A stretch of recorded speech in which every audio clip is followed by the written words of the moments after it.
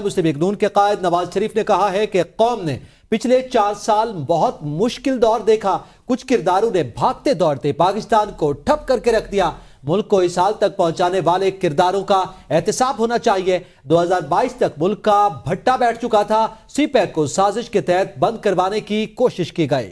शहबाज शरीफ मुल्क को आकर ना संभालते तो ये डिफॉल्ट कर चुका होता। मुल्क की तरक्की का ख्वाब अधूरा रह गया। समझ नहीं आता मुल्क की भाग दौड़ कैसे एक अनाड़ी के हाथ सुपुर्द कर दी गई।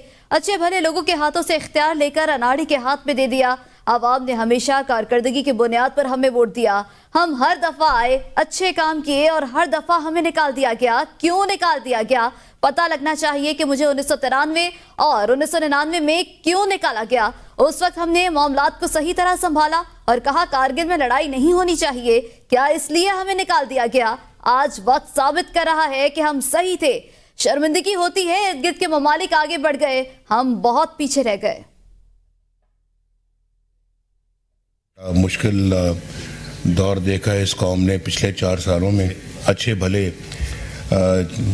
चलते एक भागते पाकिस्तान को, एक दौड़ते हुए पाकिस्तान को उन्होंने बिल्कुल ठप करके रख दिया।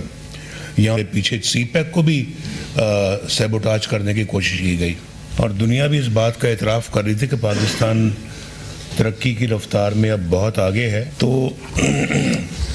वो पता नहीं एक ख्वाब था जो अधूरा रह गया।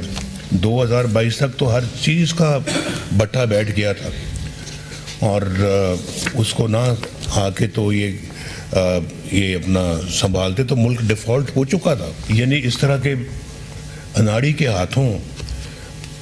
हाथ में इस मुल्क की भागदौड़ कैसे सपुर्द कर दी जाती है, कैसे दे दी जाती है। अल्हम्दुलिल्लाह लोगों ने वोट दिया, लोगों ने हमारी साबका कारकर्दगी की बिना पे वोट दिया।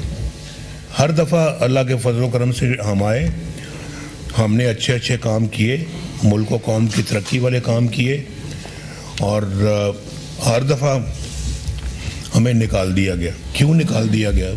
कम से कम मुझे पता लगना चाहिए कि 1993 में क्यों निकाला गया। मुझे पता लगना चाहिए कि 1999 में क्यों निकाला गया। हम सही थे। आज वक्त साबित कर रहा है कि हम सही थे और इस मुल्क को असली जगह पे पहुंचाना है। हम बहुत पीछे रह गए हैं।